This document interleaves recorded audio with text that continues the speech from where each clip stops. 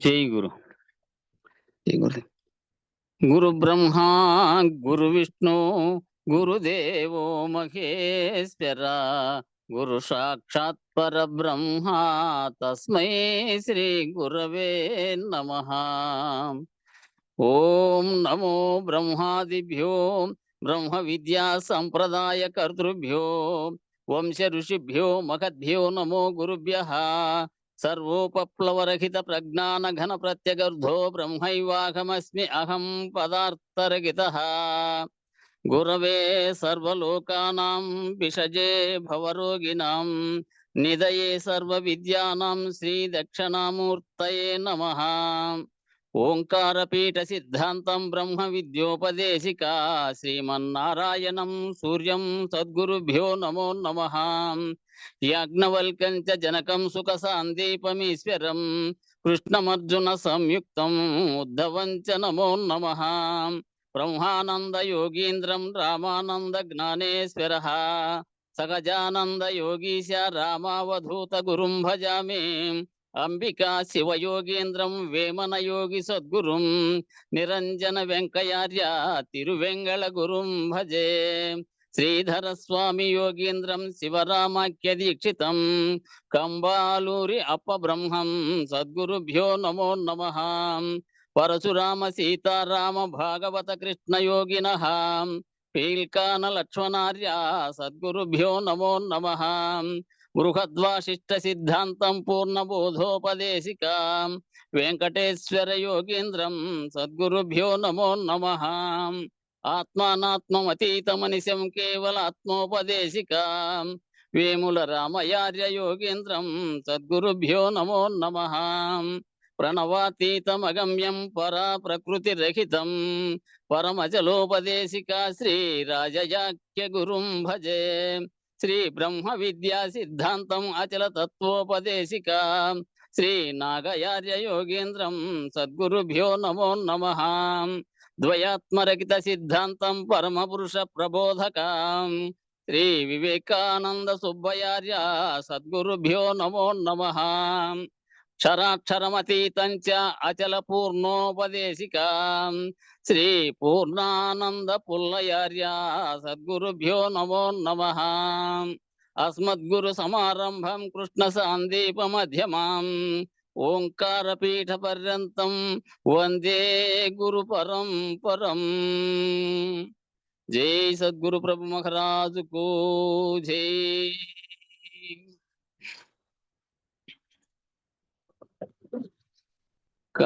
కాశీపురము గయా కాళహస్తి ప్రయాగ మంగళగిరి మంచి తుంగభద్ర కంచి శ్రీశైలంబు కడు జగన్నాథంబు ద్వారకా మధురలో ధర్మపురియు దివ్య స్థలంబులు తిరిగినప్పటికైనా పలుకునా దేవుడు పలుకడేమి పలికి బోధించడి పరమ సద్గురు జేరి అయ్యా నాగతి చెప్పు మనగలేక మాయ విభ్రాంతిలో చిక్కి మనుదులంతా జనన మరణంబులే నట్టి జాడగనరు వాసరము వాడపలి ఆగదాస వినుత విమల సుగుణ ప్రకాశ శ్రీ వెంకటేశ.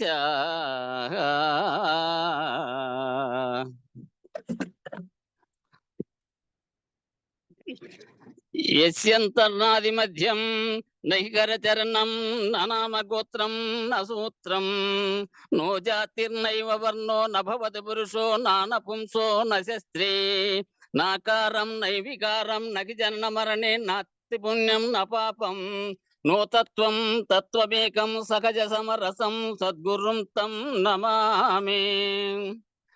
ఆత్మానాత్మ వినాశ హేతు మనిషం సర్వాతిరిక్తం శుభం పూర్ణమనామయం సుఖతరం సర్వాపదధ్వంసకం సర్వజ్ఞాన వినాశకం గురుపదం సర్వాత్మకం నిర్మలం సర్వభ్రాంతి వివర్జితం గుణహరం సంపూర్ణ బోధం నమః. నజ్ఞాతం పరవస్తు నిత్యమచలం సత్యం తితం శాశ్వతం నిత్యానిత్య వివేక భేదరహితం నిర్నామ నిర్లేపకం సర్వప్రత్యయహీనకం చ సతతం సర్వత్ర సంస్థం పరం వందేకం పరిపూర్ణ బోధమనిశం సందేహనాశం ప్రభుం. నాకం మనుష్యో నచ దేవయక్ష న బ్రాహ్మణ క్షత్రియా వైశ్య శూద్రా న బ్రహ్మచారీ న గృహీ వనస్థో భిక్షుర్న శాఖం నిజబోధ రూపం. జై సద్గురు ప్రభు మహారాజుకు జై. గురు పరంపరముకు జై. జై గురు. జై గురు. దివ్యాత ధరువులు చెప్పుకున్నాం. శ్రీకర గురుమూర్తి చిరకీర్తి పరుని ప్రాకటంబుగన పద్మంబునందు వికలత లేకుండా వినితి చేసినను. శ్రీకర గురుమూర్తి చిరకీర్తి పరుని ప్రాకటంబుగన పద్మంబునందు వికలత లేకుండా వినితి చేసినను. సకల దైవతములను సాంగముగా గొల్చి సుకృత భావము చెల్లును. అకలంక మతి తోడనంబూధిలో గృంక సకల వాహినులలో స్నానమరణించినటులా సకల దైవతములను సాంగముగా గొల్చు సుకృత భావము చెల్లును. గుణయుత మార్గముల్ గొప్పగానున్న గణయతి ప్రాసల క్షణముల జోలి గణితింపగానే గణామనస్కులకు గుణమే కారణమయ్యిని. గుడమును బోలి గుణమే కారణమయ్యిని. గణయతి ప్రాసల క్షణముల ఎందుకు గణయతి ప్రాసల క్షణములదెందుకు. గుణయతి ప్రాసల క్షణమే భక్తులకెప్పుడు గుణమే కారణమయ్యిని.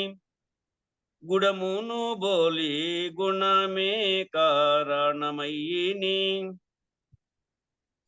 గురుభక్తి నిరతంబు గురి తప్పకున్నా మరిగణ మనబడు మహితాత్ములకును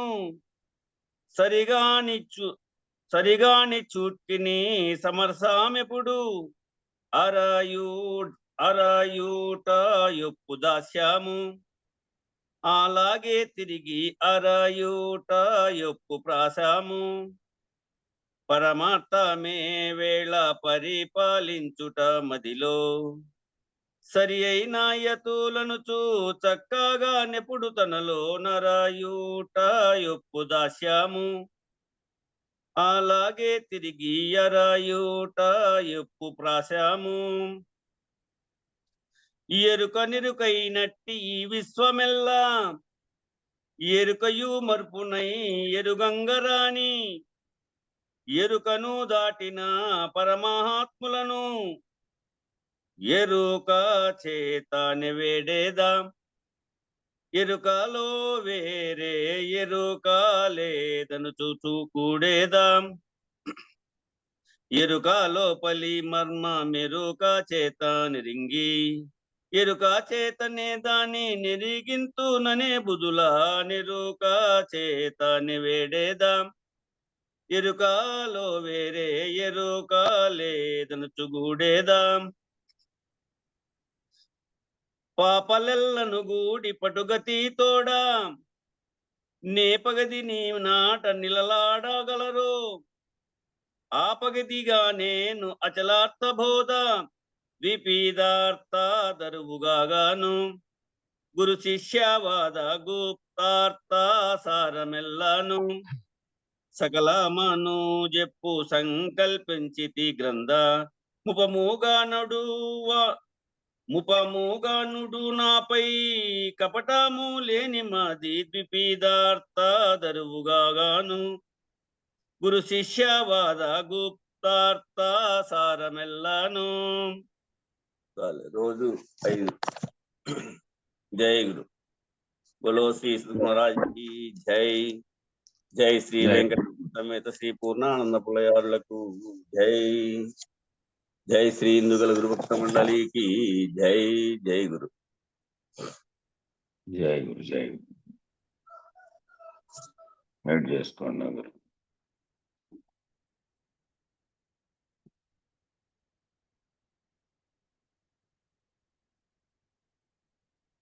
అసిత్ అన్న ఈరోజు కూడా రాలేదే.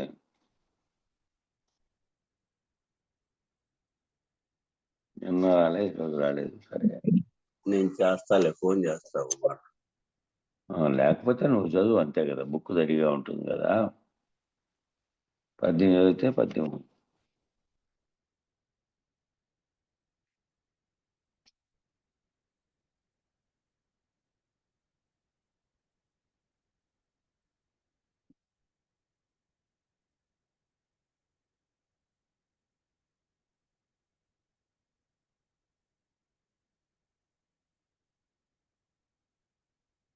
నూట 13 అన్న పద్యం వచ్చినాడులే.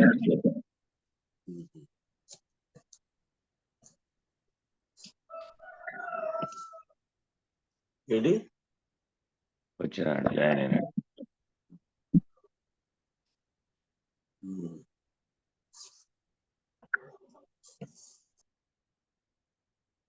తీసుకో అన్నా, అసిత్ అన్న.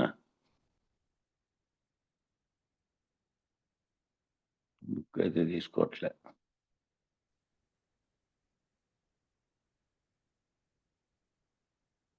సరేలే మరి. 118.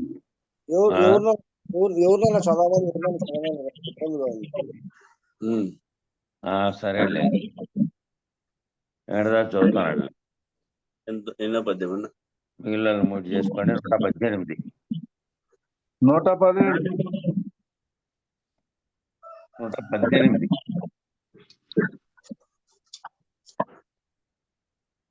117 అంట.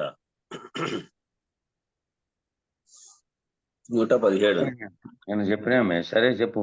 సరే 117. కొందరు అయ్యో మ్యూట్ అయిన చూడు. మ్యూట్ వేరే దానిపై దీన్ని నేను మ్యూట్ అయింది. వెంకటదాసు అన్మ్యూట్ చేసుకోప్ప. వెంకటదాసు మ్యూట్ అయింది, అది అన్మ్యూట్ చేసుకొని మళ్ళా చదువు. కొందరు వైరాగ్యంబున, కొందరు తీర్థాటనమున, కొందరు కర్మం బంధున, వ్రత జప తపముల మరికొందరు నటింతురిట్టి కోర్కెల మనుజులు.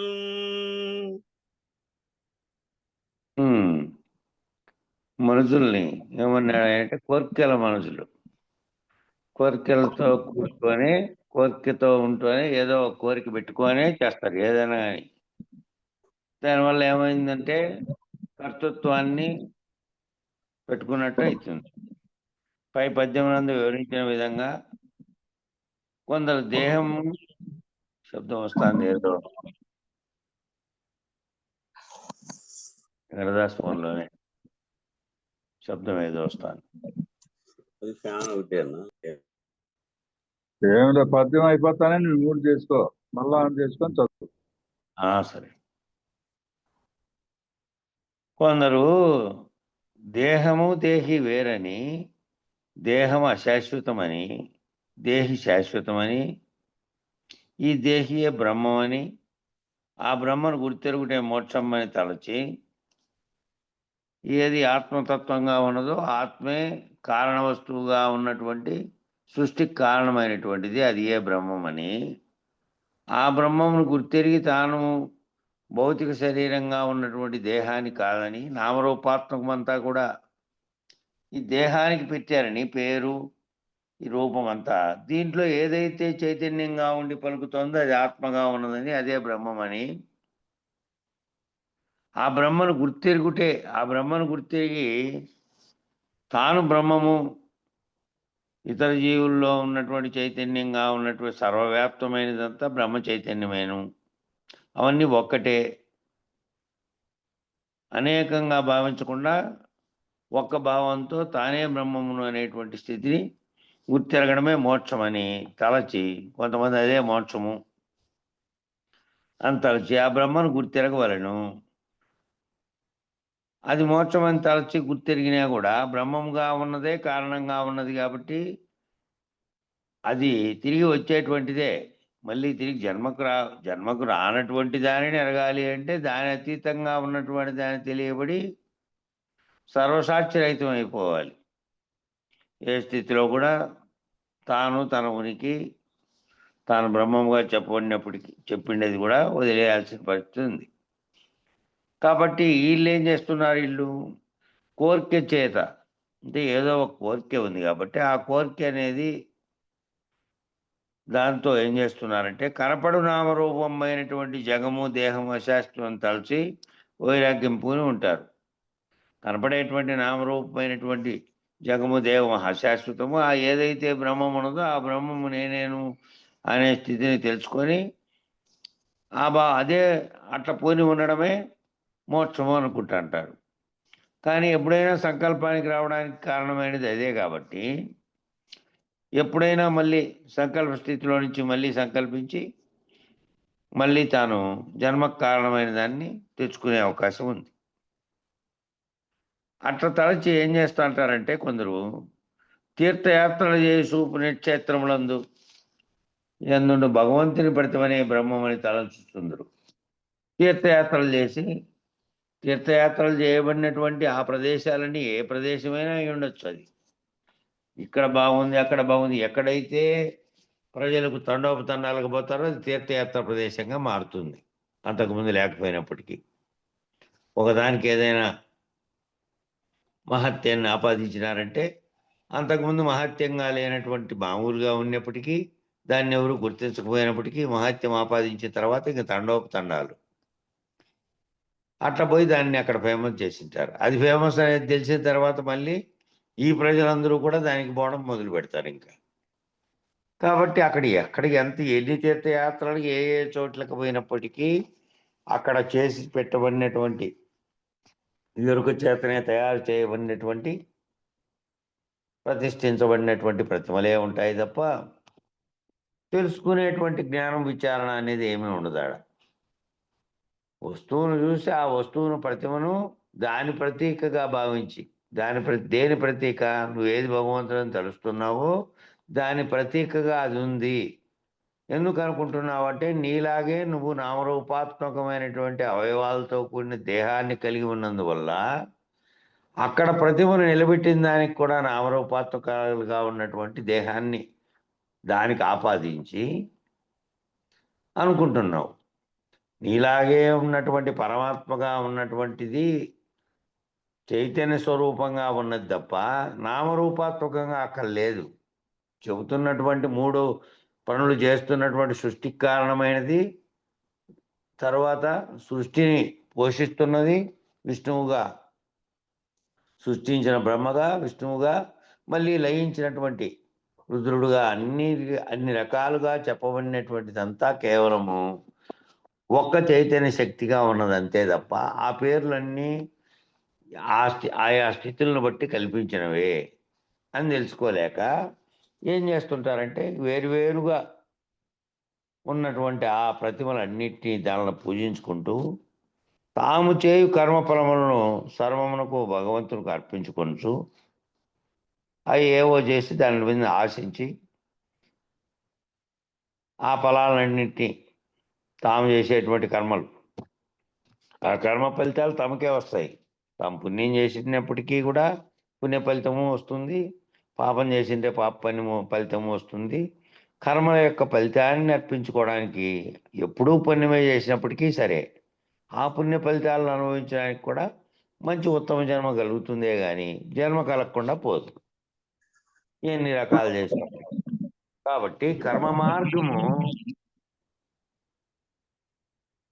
ఏమప్పా? ఏం లేదు నిన్న దగ్గర పడింది, ఆన్ చేస్తున్నాను. అది సౌండ్ ఏం రాలేదు.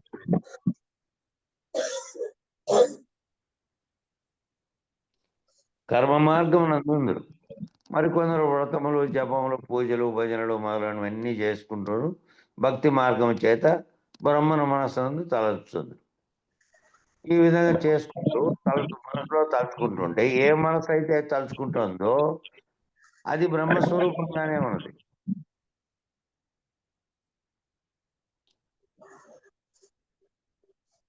ఏ మనసులో తలుచుకుంటున్నావో తలుచుకుంటున్నటువంటి దాని యొక్క తత్వంగా చెప్పబడినది ఏది అంటే నీలో ఉండే గురి తిరిగే చైతన్యం.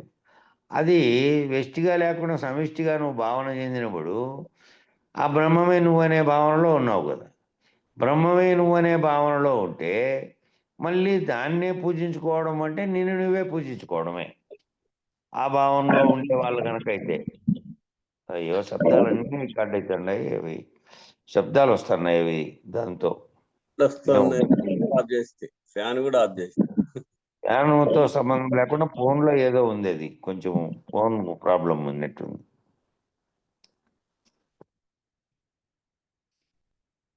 జపములు, తపములు, పూజలు చేస్తానండి. ఎవరికి చేస్తాండవు? మరి నువ్వు గుర్తెరిగిండేది ఏది అంటే నేనే సర్వవ్యాప్తంగా సమిష్టిగా ఉన్నటువంటి బ్రహ్మమును. ఏకం అనేకం భవతి అనేటట్లుగా అనేకంగా అయినారు. అనేకంగా అయిన వాళ్ళు తాను ఆత్మస్వరూపంగా ఉన్నటువంటి బ్రహ్మమును తెలుసుకొని తానే అది అని తెలుసుకుంటే మళ్ళీ అవన్నీ చేయాల్సిన పని లేకుండా నీలోనే ఉన్నటువంటి చైతన్యమే కదా బ్రహ్మం. దానికి కూడా అతీతంగా ఉన్నది తెలుసుకోవాలి అంటే విచారణ చేత, గురువాక్యం చేత తెలుసుకోవాల్సిందే తప్ప ఇట్లా భక్తి మార్గం చేత ఎన్ని రకాలైనటువంటి జపములు, భజనలు లేకపోతే అక్కడికి పోయి వ్రతములు చేసి లేదా ప్రతిమను పూజించి ఏం చేసినప్పటికీ కూడా విచారణ అనేది తెలియబడదు. నీలోనే ఉన్నటువంటి బ్రహ్మస్వరూపాన్ని గుర్తు తిరగకుండా మళ్ళీ నువ్వు మనసునందు నాకు వేరుగా ఉన్నాడు బ్రహ్మం అనే తత్వంతో నువ్వు చేసినట్టు గుర్తు లెక్క దానికి. కాబట్టి శిష్య ఈ విధంగా జనులు ఎరుక రూపమైనటువంటి బ్రహ్మమును ఎరుగవలైన కోరికతో ఎరుక రూపంలో ఉన్నటువంటి తనలోనే ఉండేటువంటి బ్రహ్మమును ఎరగాలని చెప్పి ఆ కోరికతో పరమార్గాలన్నీ అవలంబిస్తున్నారు. కానీ విచారణ జరిపితే సమిష్టి చైతన్యంగా ఉన్న బ్రహ్మతత్వం తనలోనే ఉన్నది. తన ఎరుకే, తనలో ఉండే చైతన్యమే ఆ బ్రహ్మ. తాను వ్యక్తి అనే భావాన్ని వదిలేస్తే నామరూపాత్మకమైనటువంటి తన శరీరాన్ని కాకుండా జగత్తంతటా నిండి ఉన్నటువంటి ఎరుక స్వరూపమైనటువంటి బ్రహ్మం ఏదైతే ఉందో సృష్టికి కారణమైనది దానిగా భావించి తానే బ్రహ్మంగా అయినప్పుడు ఇక మళ్ళీ ఇదెందుకు? ఈ ఎరుక రూపైన బ్రహ్మమును ఎరగవలనని చెప్పి మళ్ళీ కోరికతో పలు మార్గాలు అవలంబిస్తున్నాడు. పోతే పుణ్యం వస్తుంది, లేకపోతే యోగం చేస్తే, తపస్సు చేస్తే ప్రత్యక్షం అవుతుంటే తనలోనే ఉంది అది. దాన్ని ప్రత్యక్షపరుచుకుంటే దానికి అతీతమైన దాన్ని తెలియాలంటే దాన్ని గురువు గారి దగ్గర తప్ప వేరే మార్గాల్లో సందర్శించి పూజలు చేసి లేదా అక్కడ దర్శించి వచ్చేది కాదు. కాబట్టి కొందరేమో ఈ విధంగా ఎరుక రూపమైనటువంటి బ్రహ్మాన్ని ఎరగడానికి ఆ కోరికతో పలు మార్గాలు అవలంబిస్తూ ఉంటారంట.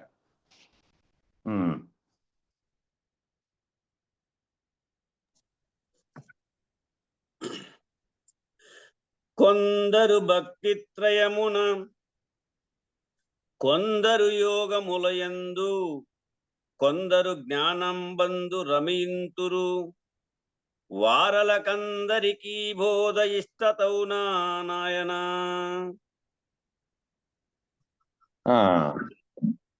శిష్య పై పద్యమునందు వివరించిన విధంగా చైతన్య రూపమైన ఎరుకే బ్రహ్మం అని తలచి ఆ బ్రహ్మను గుర్తెరగవలనన్న కోరికతో కొందరు భక్తి మార్గంలో, కొందరు జ్ఞాన మార్గంలో, కొందరు యోగ మార్గంలో ఉంటారు. ఈ మార్గాలన్నీ కూడా ఎరుక మార్గంలే కదా. ఎరుకను తెలుసుకొని ఎరుకను విచారణ జరిపితే ఎరుక నీలోనూ ఉంది, సర్వజీవుల్లోనూ ఉన్నది.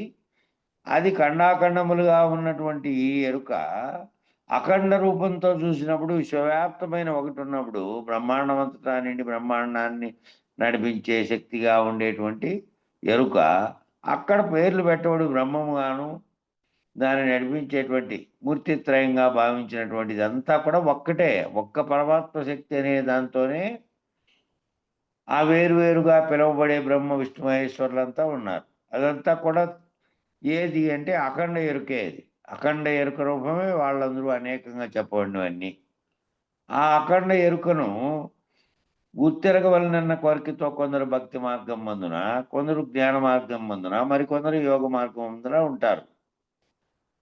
అది ప్రత్యేకంగా నాకంటే వేరుగా ఉన్నది అనే భావంతో ఈ విచారణ ఎవరైతే విచారణ చేసినారో నాకంటే వేరుగా లేనిది అది ఏ ఎరుక చేత అయితే నేను మాట్లాడి నేను వ్యవహరించి నేను సర్వమును గుర్తెరుగుతున్నానో ఆ గుర్తెరిగేది సమిష్టికి తీసుకున్నప్పుడు అఖండ ఎరుకగా ఉన్నది అదే బ్రహ్మము. నేను జీవభావం వదిలేస్తే నేనే బ్రహ్మను, అహం బ్రహ్మస్మి. విచారణలో భాగంగా నీవు నామరూపాత్మకమైనటువంటి జగత్తును దృశ్యాన్ని వదిలేసి నాలో పలుకుతున్న గుర్తిరిగే చైతన్యం అనేది సమిష్టిగా ఉన్నటువంటిదే, నేను అదే అయి ఉన్నాను, అహం బ్రహ్మస్మి, నేనే బ్రహ్మను అనే వరకు విచారించిన వానికి తనలో ఉండే బ్రహ్మాన్ని విడిచిపెట్టి ఇంకా ఈ రకమైనటువంటి మార్గంలో బ్రహ్మను తెలుసుకుందాము, ప్రత్యక్షమైతే అది లేకపోతే పూజల చేత జ్ఞానం చేత యోగ మార్గం ఇన్ని రకాలైనటువంటివి అన్నీ కూడా ఎరుక మార్గాలే. ఇవన్నీ ఎరుకతో గుర్తిరిగి ఎరుకతో చేస్తున్నటువంటివే. ఇలా చేస్తే తెలిసిపోతుంది అన్నట్టుగా. కాబట్టి ఇవన్నీ ఎరుకను ఎరిగించగలవు అని ఆ ఎరుకను ఎరిగించగలవు, నీ స్వరూపాన్ని ఎరిగించగలవు. నీ స్వరూపం అంటే నామరూపాత్మకమైనది కాదు అని అనిపించినప్పుడు నీ యొక్క అసలు స్వరూపంగా నీలో ఉండే స్వస్వరూపం ఏమిటి అంటే అదే బ్రహ్మము, అదే ఎరుక. అది ఎరుకను ఎరిగించగలవు ఈ విధంగా విచారం చేస్తే. ఇట్లా ఈ మార్గాల ద్వారా పోతే ఇట్లా భక్తి మార్గంలో గుర్తెరగాలనే కోరికతో, జ్ఞాన మార్గంలో యోగ మార్గంలో పోయేవన్నీ కూడా ఎక్కడ తీసుకుపోతున్నాయంటే మళ్ళీ ఆఖరికి ఎరుక్కటికే తీసుకుపోతున్నాయి తప్ప ఎరుకను విడిపించనేరవు. ఎరుకను విడిపించాలి. ఎరుక అనే ఏ గుర్తెరిగే చైతన్యం ఉన్నదో అదే లేని ప్రపంచాన్ని, లేని కళను సృష్టించింది. దాన్ని వదిలిపెడితే దాన్ని రహితం చేసుకుంటే తప్ప ఈ లేని కళలోంచి విడుదలయ్యి తాను శాశ్వత ముక్తి పొందేటువంటి స్థితి రాదు. అది రావాలంటే గురుకృప చేత విచారణ చేత మాత్రమే తెలియబడాలి తప్ప ఇట్లా ఎన్ని రకాల ప్రయత్నాలు చేసినప్పటికీ ఆ మార్గాలన్నీ ఎరుక మార్గాలేను. కాబట్టి ఎంత చెప్పినా ఎరుకే, రెండోది లేదు. దేని గురించి ఎంత అయినా చర్చించేది, మాట్లాడేది, తెలియబడేది, వివరించేది అన్నీ కూడా ఈ ఎరుకే తప్ప ఇంక రెండోది లేదు. ఇదే పరమమాయ. పరిపూర్ణం ఒక్కడి తప్ప ప్రపంచంలో తెలియబడేది, వివరించబడేది, విశ్లేషించబడేది, గుర్తెరగబడేది, భావించబడేది అంతా ఎరుకే. ఎరుక తప్ప ఇంకేమీ లేదు. ఉన్నది ఒక్కటే, అదేమో భావించదు, ఎరుగదు, దానికి గుర్తెరిగే విషయమే లేదు, అది గుర్తెరగబడేది కాదు. ఆ ఉన్నది సర్వవ్యాప్తమైన పరిపూర్ణము, ములుగుచ్చు సందులేక ఉన్నది అదే. ఎరుక రహితమైతేనే అది తెలియబడుతుంది తప్ప ఎరుక ఎంతసేపు విచారించినా అన్నీ ఎరుకే. విచారణ జరిపేటివన్నీ ఎరుకే. ఏ ఎరుక చేత విచారణ జరుపుతున్నావో ఆ ఎరుక రహితపరచుకోవడమే జన్మరాహిత్యం. కాబట్టి ఈ జరిపేటివన్నీ కూడా ఈ మార్గాలన్నిటి ద్వారా తెలియబడేదంతా ఎరుకే. ఎంత చెప్పినా ఎరుకే, రెండవది లేదు. ఆ ఎరుక అనేదే పరమమాయ. పరమం అంటే అన్నిటికంటే పెద్ద మాయ అదే. అది కల్పించిందే కాబట్టి జగత్తంతా దృశ్యాన్ని కల్పించింది అదే, నన్ను కల్పించింది అదే, విశ్వాన్ని కల్పించింది అదే. కాబట్టి భ్రాంతితో కూడిన ఎరుక మార్గమునందుండు వారికి భ్రాంతిరహితమైన ఈ పరిపూర్ణ బోధ యందు ఇష్టత కలుగునా? భ్రాంతితో కూడి ఉండేవారికి, భ్రాంతితో కూడిన ఎరుక మార్గమునందు ఉండేవారికి భ్రాంతిరహితమైనటువంటి ఈ పరిపూర్ణ బోధ యందు ఇష్టత కలుగునా అంటే భ్రాంతి రహితము అయితే తానే లేకుండా పోయినటువంటి నిర్వాసన మౌనముద్రా స్థితి కలిగి తాను కర్తగా లేకుండా ఏ కర్తత్వం అయితే తనకు కర్మను ఆపాదించి దాని ఫలితం కోసం జన్మించే కోసం చేస్తోందో దాన్ని రహితం చేసుకోవాలనే భావన లేకుండా ఈ భ్రాంతితో కూడిన ఎరుక మార్గమునందు ఉండి నేను తపము చేయాలి, యజ్ఞం చేయాలి, పూజ చేయాలి, ఏదైనా కర్తవ్యం నిర్వహించాలి, దానివల్ల పుణ్యం వస్తుంది అంటే పుణ్యం వస్తుందేమో. పుణ్యఫలమైనటువంటి ఉత్తమ కర్మ చేసినప్పటికీ పూజలు పునస్కారాలు అనేటివి ఉత్తమ కర్మలు అయినప్పటికీ దాని ద్వారా ఉత్తమ జన్మలు అవ్వచ్చునేమో కానీ జన్మరహితం అనేది కాదు కదా. ఏ భ్రాంతి చేత అయితే నువ్వు చేస్తున్నావో ఇదంతా ఆ భ్రాంతి రహితమైతేనే కదా. భ్రాంతి లేకుండా చేసేటివే, ఆపేక్ష లేకుండా చేసేటువంటివే అకర్తగా నిన్ను మారుస్తాయి. అకర్తగా నువ్వు ఉంటేనే కర్తృత్వరహితమైనటువంటి కర్మరహితమైనటువంటి స్థితిలో ఉంటావు కాబట్టి జన్మరాహిత్య స్థితిని పొందేకి మార్గం ఉంటుంది. కాబట్టి భ్రాంతితో చేసేటువంటివి అన్నీ కూడా భ్రాంతిలోనే ఉంటాయి తప్ప భ్రాంతి రహితమైనటువంటి పరిపూర్ణ బోధ యందు ఇష్టత ఎట్లా కలుగుతుంది? ఒక్కొరికి ఒక్కో మార్గం. నేను ఇట్లా చేయాలి, నేను 100 మంది పండితులను పిలిపించి వాళ్ళందరికీ దానాలు ఇచ్చి, వాళ్ళందరికీ పట్టు వస్త్రాలు ఇచ్చి, లేకపోతే వాళ్ళందరికీ గోదానం భూదానం ఇంకోటి చేసి యజ్ఞం చేస్తే నాకు ఇంకా మంచి ఫలితాలు వస్తాయి రాబోయే జన్మలో అనేటువంటి కోరికే ఉంది తప్ప జన్మరహితమైనటువంటి మార్గాలు కాదు. అవన్నీ కొన్ని రకాలైనటువంటి కోరికలను మనసులో పెట్టుకొని భ్రాంతి చేత చేస్తున్నవే. కాబట్టి భ్రాంతి రహితమైనటువంటి పరిపూర్ణ యందు ఇష్టత కలగాలి అంటే దీనివల్ల కాదు. మళ్ళీ పునరావృత్తి రానటువంటి ఈ మోక్షం ఎటువంటిది అంటే ఇప్పుడు వీళ్ళు చెప్పినటువంటి ఆత్మజ్ఞానంతో ఉండే మోక్షము మళ్ళీ తిరిగి జన్మకు వచ్చేటువంటిది. అది తిరిగి రాని ముక్తి అంటే జన్మరాహిత్యము. జన్మరాహిత్యం చేయాలి కావాలి అంటే తనకు మూలం ఏమిటో, ఈ భ్రాంతికి మూలం ఏమిటో, ఈ పరమమాయిగా ఉన్నటువంటి ఈ ఎరుకను ఏ విధంగా రహితపరచుకోవాలనో పరిపూర్ణ బోధలో చెప్పేటువంటి గురువుల దగ్గర అయితే ఆ రహితపడేటువంటి మార్గం కలుగుతుంది. అట్లా ఇట్లాంటి వాళ్ళకి ఇష్టత కలుగునా అంటే ఈ విధంగా ఈ భ్రాంతిలో ఉండే వాళ్ళకి కలగదు. ఎందుకంటే వారిని చూసుకొని వాళ్ళకంటే గొప్ప యజ్ఞం, ఇంకా గొప్ప యజ్ఞం, ఇంకా గొప్పగా నిర్వహించడం, ఆ దాంట్లో కూడా మళ్ళీ ఎక్కువ తక్కువలు ఉన్నాయి. సాధారణ వ్యక్తి సాధారణంగా పూజిస్తే అవి ఏదో పెడతాడు, పత్రమో పుష్పమో పెట్టి పూజించుకొని ఇది అవుతాడు. ఇంకా యజ్ఞయాగాదులు చేసేవాడు దాంట్లోకి సర్వహంగులు కల్పించి సర్వహంగులతో చేస్తారు అన్నీ ఖరీదైనటువంటివన్నీ. ఇవన్నీ చేసేందువల్ల ఇంకా గొప్పగా ఉంటుంది అనేది కూడా ఆ ఉనికి కూడా ఒక రకమైనటువంటి అంతర్గత అహంకారమే. ఆ రకంగా చేసుకుంటూ ఉండే వాళ్ళకు కలుగుతుంది ఇది అంటే దీంట్లో ఇష్టత కలగదు వాళ్ళకు. ఆ మార్గంలోనే పోతా అంటారు. మనం చెప్పినామనుకో బోధ తీసుకున్నప్పటికీ మళ్ళీ దీంట్లో గురువాక్యంలో రమించకపోతే కాలేదు. ఈ వాక్యాలు మర్చిపోయి మళ్ళీ ఓసారి రాసి స్వామి అని మొన్న కార్యక్రమం జరిగిన రోజు నల్జర్పల్లి వారు ముందు మీరు రాసి ఇచ్చింటే అది ఎక్కడో పోయింది పేపరు, మళ్ళీ మంత్రార్థం రాసి అని అడిగాడు. మొత్తం అంతా తెలుసుకున్న తర్వాత అంతకుముందు అద్వైతం భావాన్ని తెలుసుకున్న తర్వాత మళ్ళీ దానికి అతీతమైనది గురుబోధ చేసి గురువాక్యం చేత నీకు చెప్పి దాని అర్థాన్ని వివరించి అవన్నీ వివరించి మళ్ళా రాసిస్తే అది ఎక్కడ నిలిచిపోవాలి అంటే మీ హృదయంలో మీ మనసులో నిలిచిపోవాలి. అది నోటికి రావాలి. మళ్ళీ నోటికి రావడమే కాదు, భావనలో నిరంతరం అదే మెదులుతూ ఉండాలి.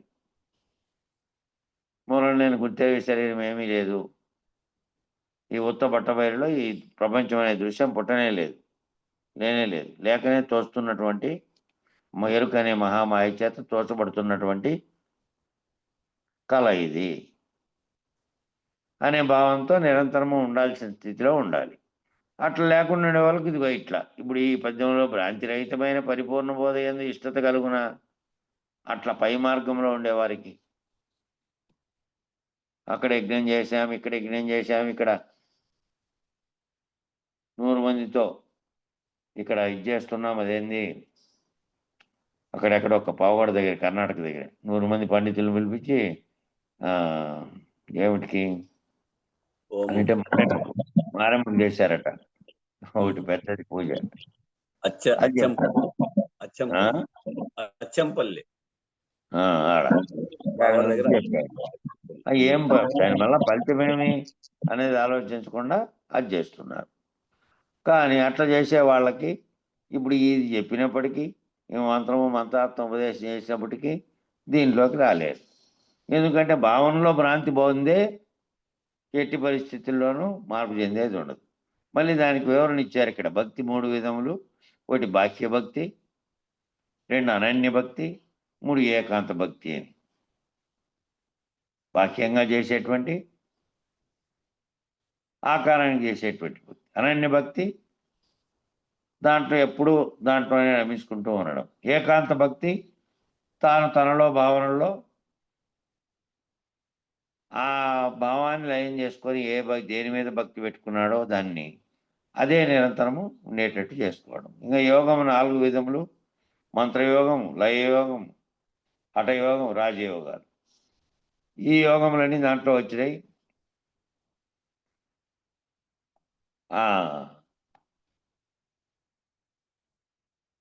యోగ విద్య అనేటువంటి ప్రత్యేకంగా చేసినటువంటి ఆయన మొదట శరీరానికి ఆరోగ్యము మరియు మనసును కుదుటపరుచుకునే కోసమే యోగం అనే దాన్ని పతంజలి అనే ఆయన మొదట తయారు చేసేదాన్ని. పతంజలి మహర్షి చేశాడు ఆయన.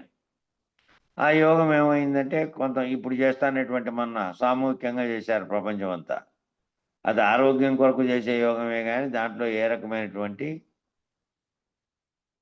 దాంట్లో ఏమవుతుంది దాన్ని చేసేందువల్ల అంటే ఆరోగ్యం ఒకటి, తర్వాత మనసు నిశ్చలత వచ్చే కోసం భావాన్ని కళ్ళు మూసుకొని ఒక దానిపైన కేంద్రీకరించి భావనలో ఉంటే కనీసము ఇది పరిపరి విధాలుగా మనసు పోకుండా ఒక చోటికి చేర్చే కోసం ప్రయత్నించే కోసం ఉపయోగపడుతుంది. దాంట్లో మంత్రాన్ని జపించుకుంటూ చేయడం, లయ యోగము, హఠయోగాలు, రాజయోగం అని 4 చెప్పారు. మందేమో రాజయోగం. మిగతావన్నీ పనులు చేసుకుంటూనే వ్యవస్థను నడుపుకుంటూనే ప్రపంచం అనే దృశ్య ప్రపంచంలో సంసారిగా ఉంటూనే దానికి అతీతమైన దాన్ని తెలుసుకునే దానికి ప్రయత్నం చేసేది మంది రాజయోగంగా చెప్పిండేది. కాబట్టి జ్ఞాన మార్గములు అనేకములు ఉన్నప్పటికీ అది ముద్రల ద్వారా కానీ, ముద్రలు వేస్తాంటే ఆ ముద్రల ద్వారా, లేదా సోహం భావన ద్వారా కానీ గాలి పీల్చుకోవడం వదలడం, దాంట్లో మంత్రాన్ని జపించుకుంటూ దానిపై దృష్టి పెట్టి చేసే సోహం ద్వారా కానీ, ధ్యానం ద్వారా కానీ, ధ్యానంగా కూర్చొని ఉండడం, ధ్యానం చేయడం, ధ్యాన వస్తువును దాన్ని ఎంచుకొని మంత్రం మీద కానీ, గురువు మీద కానీ, దేని మీద పెట్టుకుంటే అది అట్లా కానీ మరి ఇతర మార్గముల ద్వారా కానీ పొందవచ్చును. ఆ జ్ఞానాన్ని పొందడానికి మార్గాలు ఇవన్నీ. జ్ఞానాతీతాన్ని పొందాలంటే ఈ మార్గాలతో కాదు. అది విచారణ ద్వారా మాత్రమే, తాను సర్వభ్రాంతి రహితుడైతే మాత్రమే తెలియబడేది అది. 119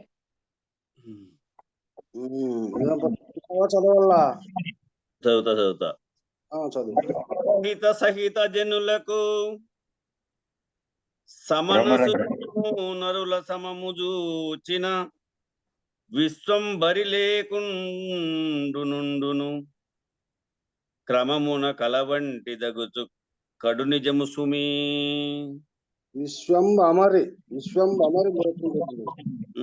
విశ్వంబరి లేకుండునుండును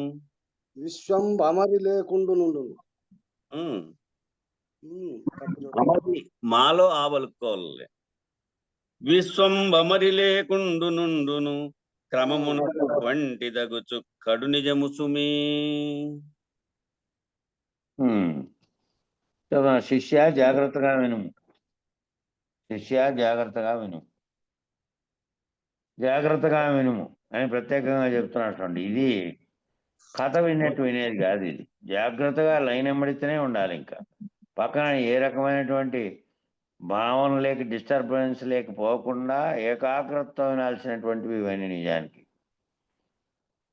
ఎందుకంటే జాగ్రత్తగా వినకుండా దీంట్లోని అంతరార్థాన్ని నిలుక్కుంటూ పోవాల్సింది. ఒక్కొక్క పాయింట్ చెప్తున్నటువంటి విచారణలో చెప్పినటువంటి పెద్దలు చెప్పినటువంటి వాక్యాల పట్ల పోవాలి, అది భావనలో నిలిచిపోయేటట్టుగా ఉండాలి. అట్లా కనుక వినగలిగితే బాగా సులభంగా అతుకుతూ పోతుంది.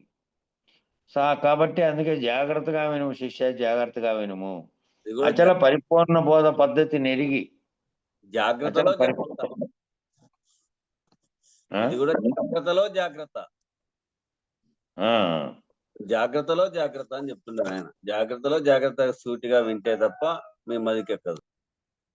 ఆ. ఈ జాగ్రత్త అనే మేలకువలో ఉన్నప్పటికీ నీవు మళ్ళా పరిపరి విధాలుగా మనసు పోకుండా జాగ్రత్తగా వినుమని, దీనిపైన దృష్టి పెట్టి విను అన్నట్టు. జాగ్రత్తలో ఉన్నావు, జాగ్రత్తలో వింటున్నావు, కానీ జాగ్రత్తలోనే అనేక విధాలుగా వ్యాప్తం చెందేకి మళ్ళా మరపు గురయ్యేది ఇది ఉంటుంది దీనికి. కాబట్టి జాగ్రత్తలో ఉన్నప్పటికీ జాగ్రత్తగా విను, చెబుతున్నటువంటి దాని పట్ల ఏకాగ్రతతో విను. అచల పరిపూర్ణ బోధ పద్ధతిని ఎరిగి పరిపూర్ణ భావం గ్రహించి ఎరుకను విడిచి భ్రాంతిరహితమైనటువంటి సుమనసులకు ఈ కనబడు నామరూప జగము లేనే లేకుండును. పరిపూర్ణ భావం గ్రహించి ఎరుకను విడిచి భ్రాంతిరహితమైనటువంటి సుమనసులకు ఈ కనబడిన నామరూప జగము లేనే లేకుండా ఉంటుంది. ఎవరైతే ఈ గుర్తెరిగేది అనేది ఒకటే చైతన్యమని, సర్వవ్యాప్తంగా ఉండేది అనేకాలుగా నేను నాకు తోస్తూ నేను నన్నుగా భావించుతున్నందువల్ల పక్కనున్న వ్యక్తిని అన్యముగా, ఇంకొకరిగా, ఈ మిగతా ప్రాణులన్నిటినీ వేరువేరుగా చూడబడుతూ ఉన్నాయి. ఇవన్నీ నామరూపకంగా చూసినప్పుడు మాత్రమే వేరువేరు. నువ్వు, నేను, అతను, వారు, వీరు, ఇంకా అనేకంగా ఉన్నటువంటి ఏనుగులు, రాళ్ళు, జంతు ప్రపంచం అంతా. కాబట్టి దృశ్యంగా చూడకుండా భావంతో చూస్తే గనక దృశ్యరహితమైనటువంటి ఈ దృశ్యంగా కాకుండా వీటన్నిటికీ ఉన్నటువంటి ఒకే ఒక చైతన్య శక్తి సమిష్టిగా ఉన్నది కదా, అఖండంగా ఉన్నటువంటిది. దాని భావన చెందితే అనేకాలుగా కనబడేటువంటివి కనపడవు. దృశ్యరూప పద్ధతిలో కాకుండా ఈ భావాన్ని గ్రహించి ఏదైతే ఈ ఎరుకతో గుర్తెరుగుతున్నటువంటి దీన్నంతటిని వదిలి, ఎరుకతో గుర్తెరుగుతున్నదంతా కూడాను ఎరుకతో చేయబడినదే, మాయ చేత తోస్తున్నదే అనేది కనుక ఇడిచి అనేది తెలిసి ఆ ఎరుకను విడిస్తే భ్రాంతిరహితమైనటువంటి మంచి సుమనసులకు అన్నారు. భ్రాంతి ఎవరికి లేదో వాళ్ళు మంచి మనసులు అన్నట్టు. సుమనసులకు అంటే మంచి మనసు కలిగినటువంటి వారు. వాళ్ళకి ఈ కనపడే నామరూప జగం లేనే లేకుండాను, కనపడేటువంటి నామరూప జగం లేనే లేకుండా ఉంటుంది. కానీ అట్లా చెప్పి ఈ మన వేదాంతంలో ఇట్లా చెప్పారు కదా, దాంట్లో ఒకానొక చోట అంటాడు వశిష్ఠుడు కూడా యోగ వాసిష్టంలో అన్నాడు ఇదే మాట. ఓ రామచంద్ర, నువ్వు కనపడేటువంటి శరీరాన్ని నేను రాజును, నేను ఇది అని చెప్పి నేను ఇది భావపరమైనటువంటి దృశ్యాన్ని అంతా తొలగించుకో. నువ్వు తొలగించుకుంటే నేను ఆత్మస్వరూపుణ్ణి అని భావిస్తే అప్పుడు నీకు దృశ్యమే లేనటువంటి జగత్తే లేనటువంటి స్థితి కలుగుతుంది అనేది అక్కడ చెప్పారు. అంటే వాళ్ళు ఆత్మ వరకు ఆత్మగా భావించి ఆత్మస్వరూపుడుగా భావించుకొని నామరూప జగత్తులు భావించకుండా ఏదైతే సర్వవ్యాప్తమైనదో ఆత్మస్వరూపంగా నేనున్నానని భావించమని అందులో వాళ్ళు చెప్పారు. దాన్ని వీళ్ళే మన బోధలో ఏం చెప్పారు, ఎరుక ఏదైతే కల్పించబడిందో, ఏ ఎరుక చేతనైతే సర్వమును గుర్తెరుగుతున్నావో ఆ ఎరుక అది కలలాంటిది, అది లేనటువంటి నామరూప జగత్తును సృష్టించింది. దాంట్లో ఉండి గుర్తెరిగేదే ఎరుక. ఆ ఎరుకను ఆ ఎరుక రహితమైతే ఏది గుర్తెరుగుతోందో అది. అప్పుడు వాళ్ళకి ఏముంది, నామరూప జగం కనపడుతున్నప్పటికీ పరిపూర్ణుడైనటువంటి వానికి ఇది కలలాంటిది. ఈ కలలాగా చూస్తాడు. జాగ్రత్తావస్థలో తన కళ్ళ ముందు అన్నీ జరుగుతున్నప్పటికీ వాటితో తాదాత్మ్యం చెందకుండా ఇది కూడా ఒక కళే, ఆ కళ లాంటిదే అని చూస్తాడు. అనగా ఈ మేను జగములు పుట్టనే లేదని, వాళ్ళేమో పుట్టినాయని, ఇవన్నీ భౌతికపరమైనవని, ఇవన్నీ పుట్టి నశించేటివని, ఆత్మ అనేది చైతన్య స్వరూపంలో ఉంది, దాన్ని గుర్తిరిగితే నేను దాని స్వరూపుణ్ణి, నేను బ్రహ్మను అనేటువంటి భావనలో అక్కడ వాళ్ళు తీసుకెళ్తే, ఇక్కడ మన బోధలో చెప్పినటువంటిది ఏది అంటే ఈ ఎరుక అనే దాన్ని మొత్తం ఎరుక రహితమైతే భ్రాంతి రహితమైనట్టు. ఎరుక రహితమైనటువంటి వారికి ఏ విధంగా ఉంటుంది? జగము లేదు, ఏమీ లేదు, తానే లేడు. తానే లేని స్థితి గురువు తన రహితం బోధించడం ద్వారా రహితపరిచినాడు. రహితపరిచిన తర్వాత మాట చెప్పే కానీ కొట్టాడు. తాను శరీరంగా ఉన్నప్పటికీ, శరీరంలో గుర్తెరిగే ఎరుక ఉన్నప్పటికీ జరుగుతున్న దాన్ని కలలాగా చూస్తాడు. ఇది కళ లాంటిది అనగా ఈ నేను జగములు పుట్టనే లేదనియు, ఇవి అసత్యములనియు, ఇదంతయు నరసప్రము వలె కళ లాంటిదని వారు ఎరుగుదురు. అటువంటి వారు ఎవరు ఎరుగుతారు అంటే భ్రాంతి రహితమైనటువంటి గురువు చేత తన రహితము పొంది తాను రహితమైనటువంటి స్థితిలో భావించేవాళ్ళు. అప్పుడు వాళ్ళ కళ లాంటిది. వాళ్ళ శరీరం ఉంది కదా, శరీరం ఉన్నంత కాలము గుర్తెరిగే ఎరుక చేతనే వ్యవహరిస్తారు కదా.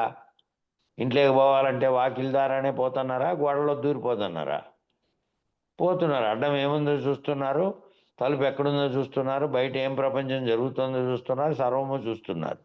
సర్వము చూస్తున్నప్పటికీ మరి సర్వము చూస్తున్నది ఎరుక చేతనే గుర్తిరిగి చూస్తున్నారు కదా. అన్నీ తెలుసుకుంటున్నారు కళ్ళ ముందు జరిగేటువంటి. ఊరికే ఆడ అగ్ని ఉంటే అగ్ని లేకపోలే, ఏం చేయాలి? వ్యవహారంలో తాను అందరిలాగానే వ్యవహరిస్తూ ఉన్నప్పటికీ, మిగతా వాళ్ళు వ్యవహరించినట్లే వ్యవహరిస్తున్నప్పటికీ తాను ఏమిలాగా ఉంటాడంటే తాను ఇదంతటినీ కలలాగా చూస్తూ ఉంటాడు. జగములన్నీ పుట్టనే లేదని, ఇవన్నీ అసత్యంగా తోస్తున్నటువంటి నరుడు ఎరుగుతున్నటువంటి స్వప్నం వంటిదని, ఈ స్వప్నము జాగ్రత్తలో కంటున్న కళ. ఆ కళ ఏమో నీ అంతకు నీవే ఆ కళలోటి లేనివని తెచ్చుకున్నావు మెలకు వస్తానే. ఈ కళ ఏమో గురువాక్యం చేత కనుక ఈ కళ తొలగిపోతే ఈ జాగ్రత్తలో కంటున్న కళ, ఈ కళ తొలగిపోయిన వారు అట్లా పరిపూర్ణుల వలె వ్యవహారంలో ఇతరులు చేసినట్టుగా అన్నీ గుర్తెరిగే చేస్తున్నప్పటికీ, గుర్తెరిగే చేస్తున్నటువంటి ఈ ఎరుకతో సృష్టించినటువంటి మాయ చేత కల్పితమైనటువంటి తోచబడుతున్నటువంటిది అంతా కూడా కళలో చేస్తున్నాను, కళలో జరుగుతోంది ఇది అని భావిస్తారు వాళ్ళు. అని వాళ్ళు ఎరిగింటారు. కాబట్టి అయితే భ్రాంతితో కూడిన ఎరుక మార్గం నందుండి జనులకేమో ఈ నేను జగములు సత్యముగా తోచును. భ్రాంతితో కూడి ఉంటేనేమో ఎరుక మార్గంలో ఉండేవానికి మేననేది జగము అనేది సత్యంగా దోస్తా ఉంటుంది వానికి. ఇవన్నీ సత్యములు అనుకుంటాడు కాబట్టి ఆ మార్గంలోనే ఉంటాడు. నేననే అహం ఉంటుంది, ఇంకొకటి అనేది ఉంటుంది. ఈ కనపడేటువంటి జగాన్నంతటి దృశ్య ప్రపంచంగా చూస్తాడు, దాంతో తాదాత్మ్యం చెందుతాడు, దాంతో దుఃఖిస్తాడు, దాంతో సుఖిస్తాడు, అన్నీ జరుగుతుంటాయి దాంట్లోనే. అది నిత్యము సత్యం అని భావిస్తాడు. కాబట్టి ఈ ద్వంద్వములన్నీ కూడాను ఈ పరిపూర్ణుడైనటువంటి వానికి ఉండవు. ఎందుకంటే ఏడ్చేది, నవ్వేది, సుఖించేది, బాధించేది, దుఃఖించేది ద్వంద్వములన్నీ కూడా ఎరుక చేత నేను భావిస్తున్నవే తప్ప ఎరుకతీతాన్ని తెలిసిన తర్వాత ఈ ఎరుకలో కలుగుతున్నటువంటివన్నీ కూడా కల వంటివే అని భావించి ఉంటాడు. కాబట్టి అమితమైనటువంటి ఆసక్తి, అమితమైనటువంటి ఆనందము, అమితమైనటువంటి దుఃఖము, అమితమైనటువంటి కోరిక, మళ్ళీ అది కావాలనేది ఇవన్నీ ఏమీ ఉండవు. అవన్నీ కనపడే తాండే దానిలో తాను కూడా ప్రవర్తిస్తున్నప్పటికీ తాను దాన్ని కలగా భావించి ఉంటాడు. ఏ రకంగా ఏ రూపంలో మళ్ళీ ఆసక్తో లేకపోతే ప్రేరణ కలిగించినప్పటికీ దాంట్లోకి ఇరుక్కోడు, ఆ బంధాలలోకి ఇరుక్కోడు. అవన్నిటినీ ఎరిగిన వాడైతాడు. ఎరుక రహితపరుచుకొని ఎరుకతోనే వ్యవహరిస్తున్నప్పటికీ దాన్ని అంటకుండా ఉంటాడు.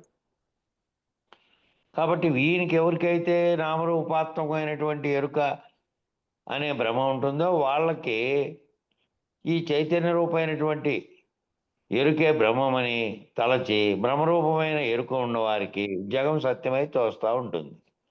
అయితే చైతన్య రూపమైన ఎరుకే పరమమాయని ఎవరైతే ఎరుగుతారో, చైతన్య రూపంలో ఉండే ఎరుకే బ్రహ్మమని తెలవడమే గాక అదే పరమమాయ, ఇదంతటినీ కల్పించినటువంటి మాయ అని ఎవరైతే ఎరిగినారో, ఎవరైతే ఎరిగి ఉంటారో, ఎరుకను విడిచినటువంటి భ్రాంతి రహితులకు, ఎరుక లేకుండా ఎరుక ఉన్నప్పటికీ కూడా అది కలవలే భావించేటువంటి భ్రాంతి రహితులు, ఎరుక రహితులైనటువంటి వారు ఎరుకలోనే ఉన్నప్పటికీ, ఎరుక ప్రపంచంలో వ్యవహరిస్తున్నప్పటికీ దాంతో తాదాత్మ్యం చెందకుండా భ్రాంతిని పోగొట్టుకున్నటువంటి వారు. గురువాక్యం చేత. విడిచినటువంటి వారికి ఏం తెలుస్తూ ఉంటుంది? ఉన్నది ఒక్కటేనని, అది పరిపూర్ణంగా ఉన్నదని, అది ఏ కాలమందును పుట్టనే లేదని, పుట్టినదంతా కేవలం భ్రమేనని, అది ఎప్పటికీ కేవలం బయలుగానే ఉన్నది. ఖాళీగా ఉన్నటువంటి, బయలుగా ఉండడము అంటే శూన్యంగా ఉన్నటువంటి ఒక ఇక్కడ అక్కడ అనే ప్రదేశం కూడా లేనిది. ప్రదేశం ఉందంటే మళ్ళీ ఆవరణ అవుతుంది. ఆవరణ ఉందంటే ఆవరణలో గుర్తిరిగేటివి. ఆకాశం శూన్యంగా కనబడినప్పటికీ కాదు, అది ఆవరణగా ఉన్నది. అట్లాంటిదే ఇది అయినప్పటికీ దీంట్లో ఏ రకమైనటువంటి ఆవరణకును వస్తువుకు సంబంధం లేకుండా, అవకాశం లేకుండా, ములుగు సందు లేకుండా ఉన్నటువంటి, ఏ కాలంలో కూడా ఏ రకమైనటువంటి పరిణామ వికారములు లేకుండా అంతటా ఉన్నటువంటిది. ఆ దాంట్లో ఎప్పుడూ కూడా ఏ కాలంలో కూడా ఇది పుట్టనే లేదు. పుట్టినదంతయు భ్రమేనని, ఈ నేను జగములన్నీ కూడా కలవాంటిదని, పరిపూర్ణంలో ఇవి ఎప్పుడూ పుట్టలేదని, పుట్టినట్లుగా చనిపోతున్నట్టుగా తోస్తున్నదంతా కూడా భ్రాంతి చేత తెలియబడుతున్నదని వాళ్ళు ఎరిగి ఉంటారు. ఎవరు? పరిపూర్ణ బోధ చేత, గురువాక్యం చేత తెలియబడినటువంటి వారు. ఈ కళకు మేల్క ఏదనగా, ఈ కళ జరుగుతున్నటువంటి కళగా భావిస్తున్నటువంటి ఈ ప్రపంచానికి మేల్క ఏదంటే, ఎరుక బయలును గాని ఆ బయలందు తనకు మూలం లేదని ఎరిగి ఆ పైన ఎరుక ఎగిరిపోవటయే ఈ కళకు మేల్క. మరి విచారణ అంతా ప్రారంభించి నీ కాటి నుంచి మొదలై శరీరము దాంట్లో ఉన్న తత్వాలతో కాటి నుంచి మొదలై అనేకాలుగా ఉన్నటువంటిది, దానికి అతీతంగా ఉండే ఆత్మ కాటికి వచ్చి మళ్ళీ ఆత్మరహితమైనటువంటి ఆ ఆత్మ కూడా గుర్తెరిగే ఎరుక ఏదైతే కల్పించిందో అదే, అది సర్వము రహితమైతే ఈ నామరూపాత్మకమైన ప్రపంచం కాకుండా దీనికి ఏనాడు స్థానం లేనటువంటి, ఎప్పటికీ పరిణామకారం లేని పరిపూర్ణం ఒకటి ఉందని గుర్తిరిగితే ఆ పరిపూర్ణంలో దీనికి స్థానమే లేదని గురువాక్యం చేత గుర్తెరగాలేదు. పరిపూర్ణం అనే దాన్ని వివరించబడి, చెప్పబడి, చూపించబడి లేదా ఏ రకమైనటువంటి తన్మాత్రల చేత గుర్తించబడుతుందని చెప్పేది కాదు. కాబట్టి దాని ఊహతో గురువాక్యం చేత భావన చేసి దాంట్లో దీనికి స్థానమే లేదని గుర్తెరిగితే ఇది పోతే ఇంకున్నది అదే, ఎప్పటికీ ఉన్నది అదే. ఆ పైన ఎరుక ఎగిరిపోతే ఈ కళకు మేల్కంగా, ఎరుక ఎగిరిపోయిన తర్వాత మాట్లాడేవాడు లేడు, మాట్లాడేది లేదు, చెప్పేది లేదు, వినేది లేదు, సర్వము లేదు, సర్వరహితమైనటువంటి భావరహిత స్థితి ఉంటుంది. కాబట్టి అదే ఈ కళకు మేల్క. మరి ఈ భ్రాంతి అంతటినీ పోగొట్టుకోవాలంటే ఈ పరిపూర్ణ బోధలోని గురువుల చేత ఈ విచారణ ద్వారా అంతైతే మాత్రమే పోగొట్టుకుంటాం. ఇతర రకాలైన మార్గాలన్నీ చెప్పారు కదా, ఆ మార్గాలతో జ్ఞానం వస్తుంది. జ్ఞానం చేత స్థిరీకరించబడినప్పటికీ నువ్వే పరమాత్మ స్వరూపుడు అని అక్కడి వరకు తెలియబడినప్పటికీ దానికి అతీతంగా ఉండే ఈ కళలోంచి మేల్కొనేటువంటి సర్వభ్రాంతి రహితమైనటువంటి ఎరుక రహితం చెందితే ఉన్నది పరిపూర్ణమే, అందులో ఇది లేనే లేదు. నేనని భావించి, నేను పరమాత్మగా భావించి, నేను బ్రహ్మగా భావించినది కూడా ఆ ఎరుకే, అది కూడా రహితమైనటువంటి స్థితిలోకి నేను పోవాలనేది ఈ కళకు మేల్క. చెప్పు. నెక్స్ట్ పద్యం చెప్పండి. 120.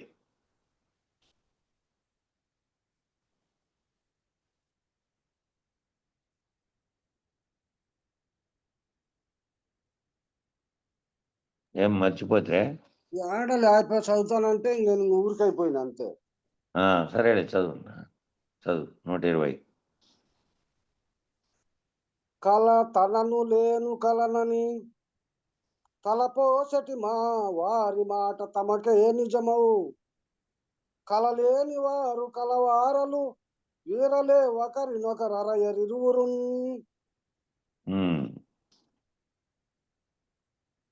పైన పద్యంలో వివరించిన విధంగా, శిష్య పై పద్యంలో వివరించిన విధంగా నీవు నేను లోకులు లోకములు, నేను నీవు అంటున్నది లోకంగా భావించిన దృశ్య ప్రపంచము, లోకాలు లోకము అన్నీ కూడా కలే, సర్వము కలే. ఈ సర్వమును గుర్తిస్తున్నది ఏది? గుర్తిస్తున్నది ఎరుకే. ఎరుక చేత గుర్తించబడుతున్నది, ఎరుక చేత తెలియబడుతున్నది అంతా కూడా కేవలం కలే. ఆ కళ అనుకుంటే ఎరుక రహితమైనటువంటి స్థితిలో ఏమీ కలగనేది లేదు. జరుగుతున్న నీ కంటి ముందర జరుగుతున్న ప్రపంచం అంతా కూడా ఏమేమో జరుగుతుందని నువ్వు భావిస్తున్నావే, అది కూడా కళ అయిపోతుంది. కాబట్టి అప్పుడు దాంట్లో అది కళ అని తెలిసిన తర్వాత మళ్ళీ నువ్వు అది జరుగుతున్నప్పటికీ దాని యొక్క వ్యవహారాన్ని పట్టించుకోవు. కళలో జరుగుతున్నది సర్వము కళే అనేటువంటిది. అట్లా రావాలంటే ఆ భ్రాంతి ఏ భ్రాంతికి ఆకర్షింపబడకుండా, ఏ భ్రాంతిలోనూ మళ్ళీ ఇరుక్కోకుండా రహితం కావాలంటే నువ్వు ఆరూఢ స్థితికి చెందుకోవాలి. గురువాక్యాన్ని, మంత్రాన్ని, మంత్రార్థాన్ని తెలియబడమే కాకుండా ఈ భావన, ఈ పద్యాలలో చెప్పబడుతున్నటువంటి అంతర్గత భావన అంతా నువ్వు చెంది నువ్వు ఆరూఢత చెంది ఉండాలి. ఇంకా నీ మనసులో ఏది వ్యవహరిస్తున్నప్పటికీ, ఏది చూస్తున్నప్పటికీ, ఏ దృశ్యాన్ని నీకు కనపడినప్పటికీ, ఏమిట్లో ఉన్నప్పటికీ నీ భావనలో నిరంతరం అదే ఉండాలి. ఇంకా ఇదంతా సర్వము కలే. ఈ సర్వ కళలోంచి ఈ సర్వ కళను కంటున్నటువంటిదంతా ఎరుకే. కాబట్టి ఇది లేకుండా పోతే ఇప్పుడు ఏమైంది? ఈ కళ, ఈ జగత్తులో నేను నువ్వు అని భావిస్తున్నది లోకము, లోకములని భావిస్తున్న సర్వము కలే. కాబట్టి మనము కళలోని వారమే, మనం కళలోని వారమే. ఈ బుక్ మొదలుపెట్టినప్పుడే చెప్పాడు ఆయన ఈ కళ కందములను. ఈ కళలో రాస్తున్నటువంటి ఈ కళలో అంతా చర్చ చేసేకి ఈ కళలో కందములను నేను కళ కనుక రచిస్తే అని. మనమంతా కూడా కళలో వారమే. ఆ కళలోనే ఈ విచారణ అంతా జరుగుతుంది. ఈ విచారణ జరిగి దాని ఫలితమైనటువంటిది ఏంది? ఈ కళను, దీన్నంతటినీ కళగా చూసే తత్వం ఎరిగితే ఎరుక భ్రాంతి రహితమై కళలో భావించిన వారకు కళగా తోస్తుంది. అప్పుడు మనము కళలోని వారమే. ఈ కళలో తనను తాను లేను అని తలపోసేటి వారు కళలేని వారు. ఈ కళలో, ఈ జరుగుతున్న కళలో ఎవరు? ఈ కళలోనే తనను తాను అంటే ఎవరికి వాళ్ళు ఈ గురువాక్యం మంత్రం చేత తెలియబడి, తనరహితం తెలియబడి, తాము ఆరూఢులై తమ భావనలో ఇది పూర్తిగా భావన చెంది ఇది కళ వంటిదని తెలిసిన తర్వాత మళ్ళీ ఈ కళలో తనను తాను లేను అని, ఈ కళలో ఎవరికి వారు ఈ జరుగుతున్నటువంటి కళలో నేను అనేటిది లేదు, నేను లేను. ఈ కళలోంచి ఈ కళరహితమైనటువంటి ఈ కళ అంతా ఎరుక కంటున్నటువంటి కళ కూడా లేనిది, దీన్ని కూడా రహితమైనటువంటి స్థితిలో నేను లేనే లేను. నేను కానీ, నేనుగా భావిస్తున్నది కానీ, నువ్వుగా భావిస్తున్నది కానీ, లోకాలుగా భావిస్తున్న జగత్తుగా భావిస్తున్నది కానీ, ఇదంతా ఎరుకనే కళలో కంటున్నటువంటి కళ. ఈ కళని ఈ కళలో తాను, జరుగుతున్న కళలో తాను విచారణ ద్వారా ఆరూఢైన తర్వాత తాను లేనే లేను అని తలపోసేటి వారు కళ లేనివారు. ఈ కళ, ఈ కనుకుంటున్నటువంటి బ్రహ్మాండంలో నుంచి విడుదలైన వారు ఎవరంటే ఈ జరుగుతున్న బ్రహ్మాండం అనే కళలో నేను లేను అని తలపోసేటి వారు, ఆ కళ లేనటువంటి వారు వారు. అయితే ఈ కళలో తనను తాను కళను అని తలపోసేటి వారు కళలోని వారలే. మళ్ళీ ఈ కళలో కూడా తనను తాను నేను కలగంటున్నాను, నేనున్నానని భావించినారంటే నేను కలగంటున్నానన్నప్పటికీ కూడా మళ్ళా తాను కళలో ఉన్నట్టే. ఆ కళలో ఏ బ్రహ్మాండం అనే కళలో కళ జరుగుతోందో ఆ కళలో కూడా తాను లేను. బ్రహ్మాండం అనేటువంటి కళలో తాను లేనటువంటి స్థితిలోకి పోయినాడంటే ఆ కళలోంచి మేల్కొన్నాడు. గురు మేల్క చేత మేల్కొని ఆ కళ కూడా లేకుండా ఏ జరుగుతున్నటువంటి జాగ్రత్త అనే కళలోంచి విడుదలైనాడని. ఈ కళలో నేనున్నాను తనను తాను కళగా భావించి మళ్ళీ తాననేటువంటి భావించి తాను కళను అని భావించి తలపోసేటువంటి వాళ్ళు మళ్ళీ కలగంటున్నటువంటి దాంట్లో ఉన్నట్టు వాళ్ళు కళలోని వారమని భావిస్తున్నారు. వాళ్ళు కళలో కూడా లేని నేను అనేటువంటి వారి స్థితిలో ఉన్నవారేమో పూర్తిగా ఆరూఢులైనటువంటి వారు. ఈ కళలో నేనున్నానని భావించారా మళ్ళా కళలోని వారైతారు. ఆ కళలో వారు కళలేని వారలు అనగా కళ నుంచి మేలుగాంచిన వారలు. కళ నుంచి మేలు, కళ నుంచి అంటే మామూలు కళ నుంచి నీ ఎంతకు నీవు మెలకు వచ్చి ఆ కళలో చూసిన దృశ్యాలు లేవు, కళలో చూసిన వస్తువులు లేవు. కలగన్నది కూడా కలగన్నంతసేపు మాత్రమే నిజము, మేల్కుంటానే కలగన్నది కూడా అబద్ధమైనటువంటి స్థితి వచ్చింది.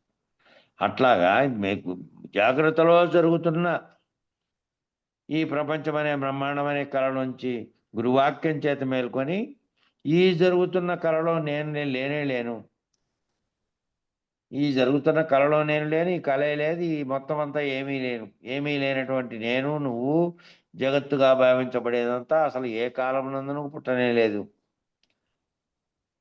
పరిపూర్ణం ఒక్కటి తప్ప ఇంక మరొకటి లేదు. దాంట్లో అన్యమునకు ములుగుచడానికి కూడా సందు లేనటువంటి స్థితిలో అది ఉన్నది. కాబట్టి లేనిదని గనక మేలుగాంచింటే గనక దాంట్లోంచి మేల్కొని ఉంటే అప్పుడు ఆ మేలుగాంచిన వారు ఆ కళలో లేనివారు, అనగా కళ నుంచి మేలుగాంచిన వాళ్ళు, గురువాక్యం చేత మేలుగాంచిన వారు, కళలోని వారలను అనగా కళ మేలుగాంచని వాళ్ళను గుర్తెరగరింగా. కళ మేలుకోకుండా కళలో ఉండేటువంటి జగత్తునే భావిస్తున్నటువంటి వారిని వీళ్ళింగా గుర్తించరింగా. కళ నుంచి మేల్కొన్నవారు ఆ విధంగానే కళలోని వారలు అంటే కళ కాంచని వారలు, ఆ ఎరుకలో కలిగినటువంటి వాళ్ళు ఈ కళలోంచి మేల్కొనకుండా ఏ కళ అయితే జగత్ అనే కళ జరుగుతుందో దాంట్లో నుంచి మేలుకోకుండా ఉన్నటువంటి వాళ్ళు ఎరుక నిజమనుకొని ఎరుకలో కలిగేటువంటి సర్వ వ్యవహారములు జరుగుతున్న బ్రహ్మాండంను తాదాత్మ్యం చెంది దాంట్లోనే ఉన్నటువంటి వారు. ఆ కళ లేని వారలను గుర్తెరగరు. వాళ్ళు కూడా జగత్తు నిజమనుకొని జగత్ అనే కళలో వ్యవహరిస్తూ భ్రాంతి చేత తాము ఇతరులు అనేవాళ్ళు ఉన్నారని జరుగుతున్న సర్వద్వందములకు తాము ప్రతిబంధిస్తూ ఎవరైతే ఉన్నారో ఆ కళలోంచి మేల్కోకుండా వాళ్ళు వీళ్ళని గుర్తించలేరు. పరిపూర్ణుడైనటువంటి గురువును ఇతరుడైనటువంటి వ్యక్తి ఏంగా చూస్తుంటాడు? ఆయన పలానా వెంకటప్ప, ఆయన మా ఇంటికాడే ఉన్నాడు, వాళ్ళకి ఇది భూమి ఉంది, ఆయన వ్యవహారం ఇదంతా ఉంది అని దీన్ని తెలుసుకోగలుగుతాడు తప్ప బాహ్యంగా ఉండేదాన్ని ఆయన అంతర్గత స్థితిలో ఏ విధంగా కళలోంచి మేల్గాంచి ఉన్నాడో దాన్ని వీడు గుర్తెరగలేడు. కళలో ఉండేవాడు నా మాదిరినే నీ మాదిరినే ఇతర ప్రపంచం మాదిరినే భావిస్తుంటాడు ఆయన్ను, కళ విడిచినటువంటి ఆయన్ను.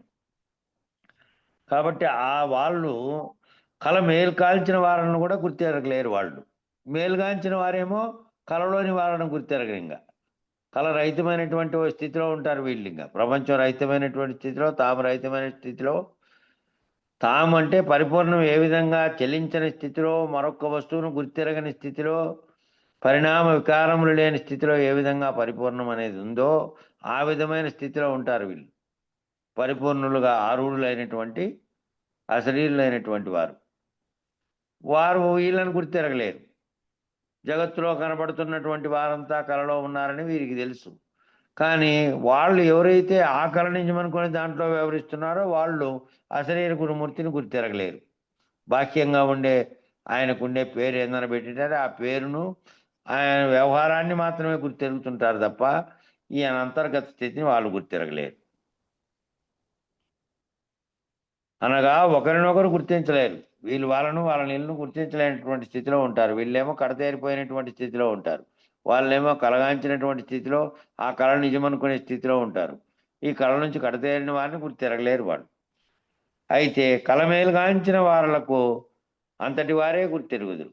కళమేలుగాంచిన గురువు ఉన్నారనుకో, అశరీర గురుమూర్తి అనేటువంటి వాడు అవతలి వ్యక్తి ఒక వాక్యం చెబితే ఆ వాక్యం యొక్క అంతరార్థం గ్రహించి అతను కూడా ఈ కళలోంచి గురువాక్యం చేత మేల్కొని రహితుడైనటువంటి వాడు నాలాంటి నేను ఏ విధంగాను అనేది ఉన్నది. ఇంకా తాను అవతల కళరహితమైన గురువు, వాళ్ళకి చెప్పిన గురువు అంత సర్వవ్యాప్తమైనటువంటి ఒకే గురు స్వరూపం అయిపోతారు. దక్షిణామూర్తి నుంచి నేటి చెప్పేటువంటి గురువు దాకా వేరువేరుగా మళ్ళీ శరీరాలు ఉండవచ్చునేమో కానీ గురు స్వరూపం, గురువు యొక్క భావన ఏదైతే ఉందో ఆ భావన అంతటా ఒక్కటిగానే ఉన్నది. ఆ ఒక్కటనేటువంటి స్థితిలోనే ఉంటారు. తనలాగా ఎవరైతే ఉన్నారో వారిని వీరు గుర్తెరగలుగుతారు. పరిపూర్ణులైనటువంటి వారిని వారు ఎరుగని మరుగు ఉండదు. వారు మళ్ళీ ఎరగకుండా ఉండేటువంటి మరుగు అనేది ఉండదు. ఇంకా వాళ్ళన్నిటినీ ఎరిగిన తరువాత ఏదైతే ఎరిగిందో ఆ ఎరుకను కూడా విడిచినటువంటి వారు. ఇది సత్యం. వీటికి కాలం సరిపోయింది. మంగళం చెప్పండి.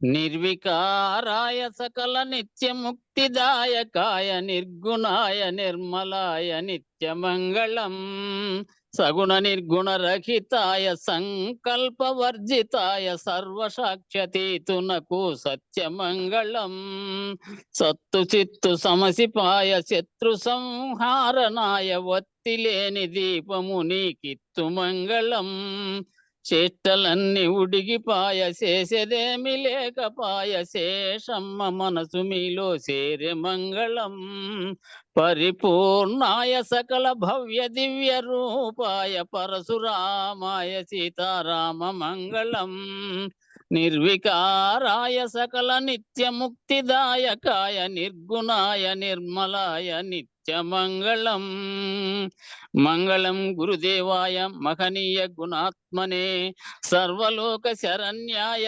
సాధురూపాయ మంగళం జై సద్గురు ప్రభు మహారాజుకు జై శ్రీ పూర్ణానంద పుల్లయార్య సద్గురు ప్రభు మహారాజుకు జై శ్రీ వివేకానంద బండారు సుబ్బయార్య సద్గురు ప్రభు మహారాజుకు జై గురు పరంపరముకు జై గురు భక్త మండలికి జై జై గురు.